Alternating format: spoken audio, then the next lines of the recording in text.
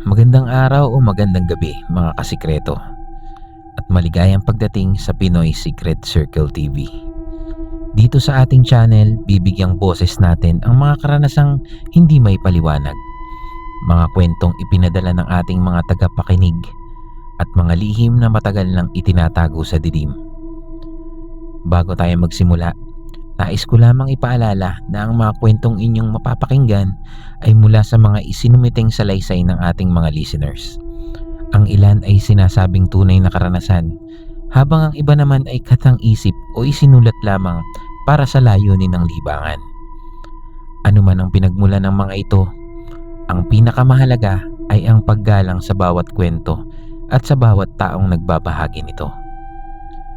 Kung mahilig ka sa horror narration, tunay na misteryo at mga kwentong magpapakilabot sa inyong gabi, huwag kalimutang i-like ang video, mag-subscribe sa Pinoy Secret Circle TV at pindutin ang notification bell para hindi ka mahuli sa ating mga susunod na kwento. Ngayon, patayin ang ilaw kung kaya mo. Isuot ang iyong earphones, huminga ng malalim at samahan ninyo akong tuklasin ang mga lihim na mas mabuting nanatili na lamang sa dilim. Ako si Myrus at ito ang Pinoy Secret Circle TV. Simulan na natin ang kwento. Magandang araw po sa admin ng channel. Maaari po ninyo akong tawaging Boris. 35 taong gulang na ako ngayon. May sarili ng pamilya at trabaho. Pero may isang karanasan noong kabataan ko na hanggang ngayon ay hindi ko pa rin makalimutan. Hindi ko ito naikwento sa maraming tao dahil baka isipin nilang gawa-gawa lang ubungan ng pagod. Pero alam kong malinaw ang lahat ng nangyari. At sa tuwing nakakakita ako ng matandang punong mangga, kusa pa rin bumabalik ang alaala na yun. Lumaki ako sa isang baryo sa Quezon kung saan magkakalayo ang mga bahay at napapalibutan ng mga palayan at puno. Tahimik ang lugar namin. Kapag sumapit ang gabi, ang maririnig mo lang ay huni ng kuliglig, palaka at paminsan-minsang tahol ng aso. Mga 17 taong gulang ako noon. Karaniwan akong umuwi ng gabi dahil tumutulong ako sa tiyuhin kong may maliit na tindahan sa bayan. Mahigit 30 minuto ang lakad pa uwi. Ang layo, di ba? Kailangan kong dumaan sa isang lumang kalsadang sementado na may malalaking punong mangga sa gilid. Matagal nang kilala ang punong iyon sa baryo. Hindi dahil namumunga ito ng marami, kundi dahil maraming matatanda ang nagsasabing huwag daw tumambay roon kapag lampas 6:00 na ng gabi. Hindi naman ako naniniwala sa mga ganong kwento. Para sa akin, pamahiin lang yon.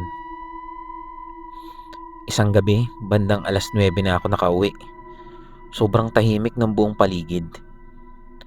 Habang papalapit ako sa punong mangga, napansin kong tila mas madilim ang bahaging iyon kaysa sa ibang bahagi ng kalsada. Inisip kong natatakpan lang ng makakapal na dahon ng liwanag ng buwan. Pero pagdaan ko, may nakita akong tila taong nakatayo sa ilalim ng puno. Nakatungo, hindi siya gumagalaw. Akala ko nga lasing o naghihintay lang ng masasakyan. Hindi ko na ito pinansin. Tapos diretso lang akong naglakad. Pagkalampas ko sa puno, napalingon ako. Wala na ang tao. Napatigil ako. Malinaw kong nakita kanina na may nakatayo roon. Pero wala namang lugar na mapagtataguan. Wala ring ibang daan. Ayun, umuwi na lang ako. Kinabukasan muli akong napadaan doon. Parehong oras at muli may nakita na naman akong anino sa ilalim ng punong mangga. Parehong pwesto, parehong nakatungo. Hindi pa rin siya gumagalaw. Sa pagkakataong yun, sinubukan kong huwag na lang pansinin. Pero habang naglalakad ako palayo, pakiramdam ko ay may matang nakasunod sa bawat hakbang ko. Hindi ako lumingon. Mas binilisan ko ang lakad. Lumipas ang ilang gabi, paulit-ulit ko siyang nakikita. Hindi siya lumalapit, hindi rin nawawala habang nakatingin ako. Nakatanim lang siya sa ilalim ng puno. Unti-unti kong napansin ng isa pang kakaibang bagay. Kapag naroon ng anino, tahimik ang paligid. Walang kuliglig, walang palaka. Pati ang hangin ay tila humihinto. Para bang pati kalikasan ay umiiwas sa lugar na yon. Isang Biyernes ng gabi, inabutan ako ng malakas na ulan sa bayan. Nang humina ito, halos 11:00 na. Wala na akong ibang daan pa uwi. Kailangan kong dumaan sa punong mangga. Habang papalapit ako, biglang namatay ang ilaw ng poste. Malas nga eh. Napakadilim. Tanging liwanag ng buwan ang natitira. Pagdating ko sa tapat ng puno, ayun, nakita ko siya ulit. Pero iba na. Hindi na siya nakatayo sa ilalim ng puno. Alam niyo ang matindi? Nasa gitna na siya ng kalsada. Tahimik pa rin, nakatungo. Hindi ko pa rin makita ang mukha niya. Huminto ako. Hindi ko alam kung bakit, pero parang ayaw gumalaw ng mga paa ko. Biglang lumakas ang tibok ng puso ko. Makalipas ang ilang segundo, unti-unti siyang umatras, pabalik sa ilalim ng puno. At doon lang ako nakatakbo. Hindi na ako lumingon. Pagdating ko sa bahay, nilagnat ako. Halos 3 araw akong hindi nakapasok sa trabaho nun. Napansin yun ng lolo ko. Hindi ko alam kung bakit, pero naikwento ko sa kanya ang lahat. Tahimik lang siyang nakikinig. Pagkatapos, sinabi niyang matagal na raw may kwento tungkol sa punong yun. Noong dekada 70, may isang binatang natagpo ang nakabitin sa sanga ng mangga matapos itong mawala ng ilang araw. Hindi na raw nalaman kung pagkamatay ba yun o may iba pang pangyayari. At simula noon, may mga naguulat na nakakakita ng isang taong nakatayo sa dilim ng puno kapag gabi. Hindi raw ito nananakit, pero sinasabing malas daw ang paulit-ulit na nakakakita nito. Lumipas ang isang buwan, iniiwasan ko na ang lugar. Mas pinipili kong umikot kahit sa malayo ang lakarin ko. Hanggang sa isang gabi, napilitan na naman akong dumaan doon. May dala akong motorsiklo ng tiyuhin ko. Habang papalapit ako, napansin kong walang tao sa dilim sa ilalim ng puno. Ayun, nakahinga ako ng maluwag.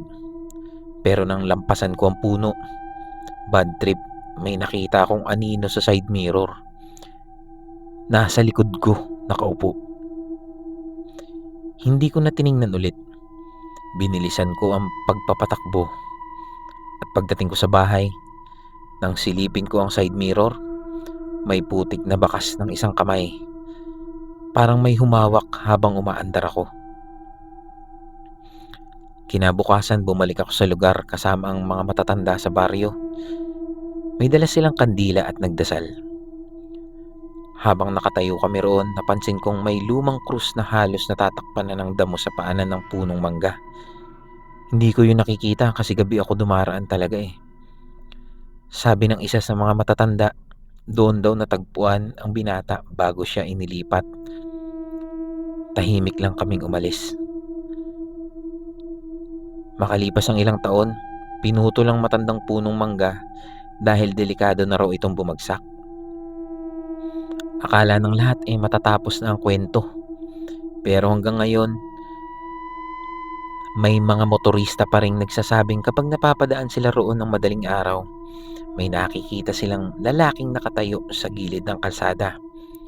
Walang puno, wala ring lilim, pero nandun pa rin ang anino. At sa tuwing mapapadaan ako sa lugar na yon, hindi na ako lumilingon. Dahil may mga bagay na mas mabuting manatili na lamang sa gilid ng ating paningin. At baka kapag sinubukan mo pa silang tingnan ng mabuti, sila naman ang magsimulang tumingin sa'yo. Magandang buhay sa inyo mga kasikreto. Ako nga pala si Nardo. Isa akong security guard. 15 years na yon. Naranasan ko nang magbantay sa bangko, paaralan, warehouse at sa mga mall. Pero sa lahat ng lugar na pinasukan ko, iisa lang ang hindi ko kailanman makakalimutan. Isang lumang motel sa gilid ng National Highway. 2 taon lang ako nagtrabaho doon, pero sapat na yon para tuluyan kong talikuran ang trabahong panggabi. Noong una akong na-assign sa motel, wala akong naramdamang kakaiba. Lumang-luma na ang gusali, kupas ang pintura, kalawangin ang mga rehas at may bahagi ng ikatlong palapag na hindi na ginagamit dahil sa tagas ng bubong. Madalang na rin ang mga customer. Karamihan ay mga biyahero lang na nagpapahinga ng ilang oras. Ang trabaho ko ay simple lang. Magbukas ng gate, mag-record ng mga sasakyang pumapasok at mag-ikot tuwing alas 12, alas 2 at alas 4 na madaling araw. Sa unang buwan, normal lang lahat. Hanggang sa napansin kong may isang kwarto na laging nakalak. Room number 18. Ayon sa manager, matagal na raw itong hindi pinapagamit dahil sira ang kisame. Hindi ko na yun pinansin.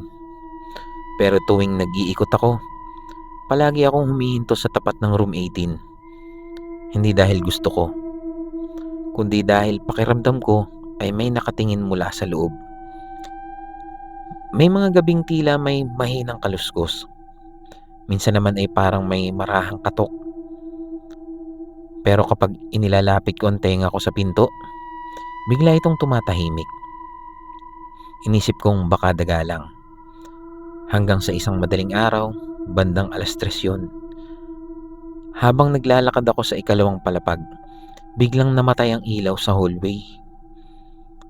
Sanay naman ako sa ganoon, kaya agad kong sinindihan ng flashlight. Pagdaan ko sa room 18, napansin kong bahagyang nakabukas ang pinto. Siyempre, kinabahan ako. Sigurado akong nakalak yun bago ako umikot. Dahan-dahan kong itinulak ang pinto. Madilim ang loob. Tinapat ko ang ilaw ng flashlight. Walang tao. Lumang kama lang, sirang cabinet, at makapal na alikabok. Pero habang iikot na sana ako palabas, may naamoy akong pabango. Amoy sampagita. Napakabango nito. Hindi yun amoy ng isang kwartong ilang taon nang sarado. Mabilis ko itong sinara at bumalik sa guardhouse. At hindi ko na yun inisip. Lumipas ang ilang linggo, unti-unti kong napansin na eksaktong alas 3 na madaling araw ay palaging may kakaibang nangyayari. Minsan kusang bumubukas ang ilaw ng room 18. Minsan tumutunog ang lumang telepono sa reception.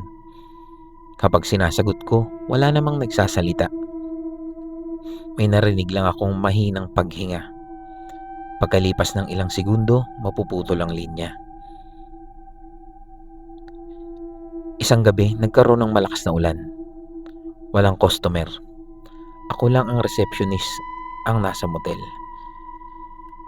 Bandang alas 2, umuwi ang receptionist dahil nilalagnat na ito. Ako na lang syempre ang naiwan. Habang nagkakape sa guardhouse, napansin kong may isang babae ang pumasok sa gate. Wala siyang payong. Basang-basa ang puting damit niya. Hindi ko makita ng maayos ang muka dahil nakayuko siya. Akala ko customer, pero nagtaka ako. Wala siyang sasakyan. Hindi rin siya dumaan sa reception. Diretso lang siyang umakyat sa hagdan. Kaya naman sinundan ko. Pagdating ko sa ikalawang palapag, bigla siyang nawala. Tahimik ang buong hallway. Hanggang sa mapansin kong bahagyang nakabukas na naman ng room 18. Dahan-dahan akong lumapit. Pagtingin ko sa loob, may bakas ng basang paa sa sahig. Papasok, walang bakas na palabas. Kinabukasan hindi ako nakatiis. Tinanong ko ang pinakamatandang janitor sa motel. Hindi siya agad sumagot. Tahimik lang siyang naninigarilyo. Pagkatapos ay sinabi niyang matagal nang may kwento tungkol sa room na ito. Mahigit 20 taon na raw ang nakakalipas, may babaeng natagpo ang patay sa kwartong yun. Hindi raw nalutas ang kaso. Kaya mula noon, marami ng guard ang nag-resign. May ilan daw na nakakita ng babaeng nakaputi. May ilan ding nakarinig ng teleponong tumutunog tuwing 3:00 ng madaling araw. Siyempre, hindi ako naniwala agad. Pero isang pangyayari ang tuluyang nagpabago sa isip ko. Huling duty ko yon bago ang day off ko. Eksaktong 3:00 at tumunog na naman ang telepono. Sa pagkakataong yon, sinagot ko agad. Tahimik. Pagkatapos, may narinig akong mahinang iyak ng babae. Hindi ko maipaliwanag kung bakit, pero bigla akong kinilabutan. Pagkababa ko ng telepono, biglang bumukas ang monitor ng CCTV. Mag-isa lang yon. Wala namang tao sa control panel. Sa screen, kitang-kita ko ang hallway ng ikalawang palapag at sa tapat ng room 18, may babaeng nakatayo.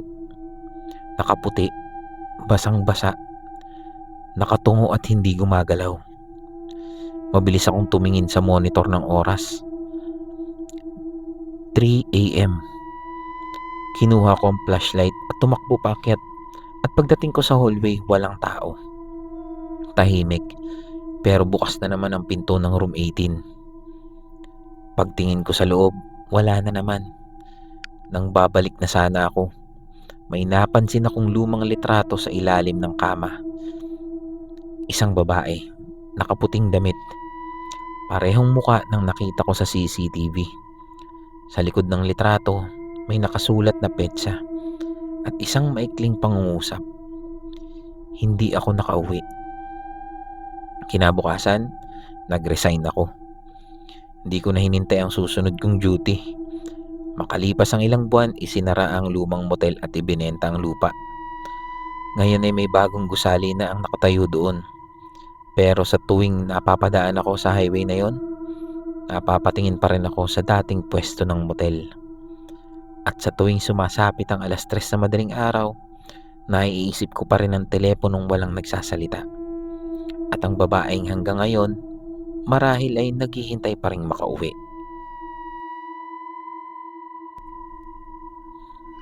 Hello po sa inyo mga kasikreto. Ako nga po pala si Mel, hindi ko tunay na pangalan.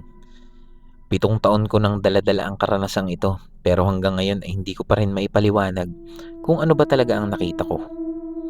Hindi ako mahilig sa mga kwento o magkwento tungkol sa multo. Sa katunayan, isa pa nga ako sa mga taong laging nagsasabing may paliwanag lahat ng bagay. Pero simula nang tumira ako sa isang lumang dormitory, malapit sa universidad kung saan ako nag-aral, tuluyan ang nagbago ang pananaw ko. Nagmula ako sa isang maliit na bayan sa Quezon. Nang makapasa ako sa isang universidad sa Maynila, napilitan akong maghanap ng matitirhan. Hindi sapat ang pera ng pamilya ko para sa mamahaling apartment, kaya ang pinakamura kong nakita ay siyang 4 na palapag na dormitory na mahigit 30 taon nang nakatayo. Ang tagal na, 'di ba? Sobrang luma na ang gusali. Mapapansin niyon sa kupas na pintura, kalawangin na mga rehas at sa kahoy na hagdan na umiingit bawat hakbang. Ngunit malinis naman ang lugar at mababait ang landlady, kaya agad ko itong pinili. Sa unang linggo, wala naman akong napansing kakaiba. Karaniwan lang ang takbo ng buhay sa dormitoryo. Maaga akong pumapasok sa klase at gabi na akong umuwi dahil sa mga project at review. Dahil pagod, madalas diretso tulog na ako. Hanggang sa isang gabi, bandang 12:00 na yon nang makauwi ako mula sa library. Tahimik ang buong dormitoryo. Karamihan sa mga boarder ay tulog na. Habang paakyat ako sa ikatlong palapag, napansin kong may babaeng nakatayo sa pinakadulo ng hallway. Nakaputi siya. Mahaba ang buhok. Nakatalikod. Inisip kong isa lang siyang kapwa boarder na nagpapahangin. Hindi ko naman na siya pinansin. Pagpasok ko sa kwarto, mabilis akong nakatulog. Kinabukasan habang nag-aalmusal, napansin kong wala na akong nakitang babaeng katulad ng nakita ko nung gabi. Hindi ko na rin yun masyadong inisip. Lumipas ang ilang araw. Isang gabi muli akong nagising ng hating gabi. Nakita ko na naman siya. Parehong pwesto, parehong damit, parehong nakatalikod. Hindi pa rin siya gumagalaw. Naisip ko baka may problema. Pero dahil nahihiya ako mangialam, dumiretso na lang ako sa kwarto ulit. Pagpasok ko, sinilip ko siya mula sa malit na bintana ng pinto. Wala na siya. Napakunot-noo ako. Ang haba ng hallway. Kung umalis man siya, dapat nakita ko siyang naglakad. Pero wala. Parang bigla na lang siyang naglaho. Mula noon, halos gabi-gabi ko na siyang nakikita. Palagi siyang nasa iisang lugar. Hindi lumalapit, hindi gumagalaw, nakatayo lang. At syempre, unti-unti na akong kinakabahan. Pero lagi ko namang kinukumbinsi ang sarili ko na baka isa lang siyang border na mahiling magpuyat. Hanggang sa isang Sabado ng gabi, maaga ako nakauwi. 10:00 yata yun. Sobrang tahimik na naman ang dormitoryo. Habang naglalakad ako sa hallway, napansin kong wala ang babaeng nakaputi. Nakahinga ako ng maluwag. Pagdating ko sa kwarto, nagbukas ako ng laptop para manood ng pelikula. Makalipas ang halos 1 oras, nakaramdam ako ng uhaw. Lumabas ako para kumuha ng tubig sa dispenser na nasa dulo ng hallway. Pagbukas ko ng pinto, halos mabitawan ko ang dala kong baso. Nakatayo siya. Wala pang 2 metro ang layo sa akin. Nakatalikod pa rin. Hindi ko alam kung paano siya nakalapit ng ganoon. Nanigas ako. Hindi ako makagalaw. Ilang segundo kaming ganon. Pagkatapos, dahan-dahan siyang naglakad palayo. Hindi ko nakita ang mukha niya. Tahimik lang siyang lumakad hanggang makarating sa pinakadulo ng hallway. Pagdating doon, lumiko siya sa kanto. Sinundan ko siya pagkaraan ng ilang segundo. Pagdating ko doon, wala nang tao. Isa lang ang pinto roon, ang lumang storage room na matagal nang nakakandado. Walang bintana, walang ibang labasan. Biglang bumigat ang pakiramdam ko. Mabilis akong tumakbo sa kwarto. Hindi na ako lumabas hanggang kinaumagahan. Siyempre mula noon, nagsimula na akong magtanong sa iba pang boarders. Napansin kong tuwing mababanggit ko ang babaeng nakaputi, bigla silang tumatahimik. May ilan na nag-iiba na ng usapan. May ilan namang tumatawa na parang ayaw lang pag-usapan. Pero isang matagal lang nakatira doon ang nagsabi na may estudyante daw doon na lumipat ng dormitory ng walang paliwanag. May iba raw na nagsasabing may nakikita silang babaeng nakaputi sa 3 palapag. Hindi ko alam kung paniniwalaan ko yun. Pero isang bagay ang sigurado ko. Pare-pareho ang inilalarawan nila.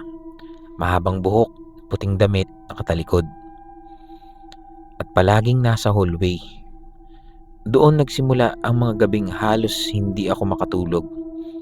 Dahil pakiramdam ko, hindi na lang ako ang nakatingin sa kanya.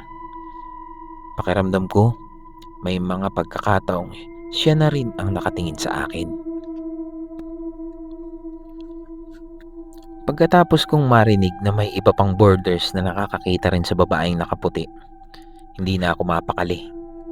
Sinubukan kong kumbinsin ang sarili kong baka gawa lang yun ng pagod, stress sa pag-aaral o kulang sa tulog. Ang dami ko rin kasing ginagawa nung oras na yun. Pero habang tumatagal, mas lalo kong nararamdaman na may mali sa dormitoryo na yun. Hindi lamang sa hallway, kahit nasa loob ako ng kwarto. Pakiramdam ko ay may kasama akong iba. Minsan, habang nag-aaral ako sa gabi, para bang may dumadaan sa likod ko. At kapag lumilingon ako, wala namang tao. May mga pagkakataon ding nagigising ako dahil sa tunog ng mabagal na yabag sa labas ng pinto. Hindi ito tunog ng tsinelas o sapatos. Parang nakapaa. Mabagal. Pantay ang bawat hakbang. At palaging humihinto sa mismong harap ng kwarto ko. Hindi ko kailanman nilaksan ang loob kong silipin. Hinayaan ko na lamang itong lumipas. Lumipas ang 2 linggo, unti-unti na rin akong nasanay. Hanggang sa isang gabi hindi ko makakalimutan. Malakas ang ulan noon. Nagkaroon ng brownout sa buong barangay. Emergency lights lang ang nakabukas sa hallway. Madilim, sobrang tahimik, at tanging patak ng ulan lang ang maririnig. Bandang 1:00 na siguro yun ng madaling araw. Nagising ako dahil sa malamig na hangin. Nakabukas yung bintana. Sigurado akong isinara ko yun bago matulog eh. Habang papalapit ako para isara ito, napansin kong may anino sa labas ng salamin. Hindi ko kaagad nakita ng malinaw, pero nang tumama ang kidlat, nakita ko siya. Nakatayo siya mismo sa harap ng bintana. 3 palapag ang taas ng dormitoryo. Walang balkon, walang fire exit. Imposibleng may makatayo doon. Pero nandun siya. Tahimik, nakatitig. Sa pagkakataong yon, unang beses kong nakita ang mukha niya. Maputlang maputla. Walang dugo. Namumugto ang mga mata. Basang-basa ang buhok. Tila ba may bakas ng luha sa kanyang pisngi. Hindi siya galit, hindi rin siya nakangiti. Parang malungkot ang itsura niya. Biglang namatay ang emergency light. Lubusan akong nilamon ng dilim. Napaatras ako. Pagbalik ng ilaw makalipas ang ilang segundo, wala na siya. Kinabukasan, hindi ako nakapasok sa klase. Oo, nilalagnat ako. Napansin niyo ng landlady. Tinanong niya kung ayos lang ba ako. Hindi ko alam kung bakit, pero bigla akong naikwento ang lahat ng nakita ko. Sobra kasing natakot ako eh. Matagal siyang natahimik. Pagkatapos meron siyang sinabi na hindi ko inaasahan. Hindi raw ako ang unang nagreklamo. Sa loob ng maraming taon, may mga borders daw na nagsasabing may babaeng nakaputi sa 3 palapag. Pero wala namang gustong magsumbong sa pulis. Wala ring gustong ipaalam sa may-ari ng gusali. Natatakot silang mawalan ng umuupa. At doon ko rin nalaman ang kwento ng dormitory. Ayon sa matatandang residente, mahigit 20 taon na ang nakakalipas. May isang estudyanteng babae ang umuupa sa parehong palapag kung saan ako nakatira. Tahimik daw ito, masipag at scholar. Isang gabi, hindi na raw ito nakita pang muli. May nagsabing umuwi na sa probinsya. May nagsabing lumipat ng paaralan.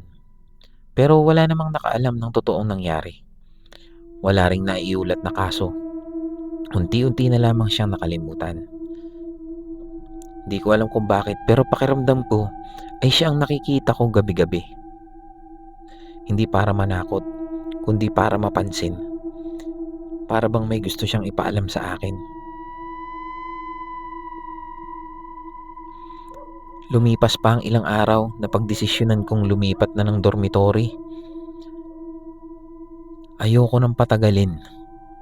Noong araw ng pag-alis ko, ako na lang ang natitirang tao sa 3 palapag. Habang inilalabas ko ang huli kong gamit, napatingin ako sa pinakadulo ng hallway. Nandun na naman siya, katulad ng dati. Nakaputi, tahimik at hindi gumagalaw. Ngunit sa pagkakataong ito, hindi na siya nakatalikod. Nakaharap na siya sa akin. Hindi na ako natakot. Sa halip, nakaramdam ako ng matinding awa. Unti-unti niyang itinaas ang kanyang kanang kamay. Hindi para kumaway, kundi para ituro ang kisame. Napatingala ako. May maliit na bahagi ng kisame na tila may bakas ng lumang pagkukumpuni. Hindi ko na yun pinansin. Lumabas na ako ng dormitoryo at hindi na muling bumalik. Lumipas ang halos 3 taon. Graduate na ako noon at nagtatrabaho na. Isang gabi habang nagbabasa ako ng balita sa internet, May artikulong tumawag sa pansin ko.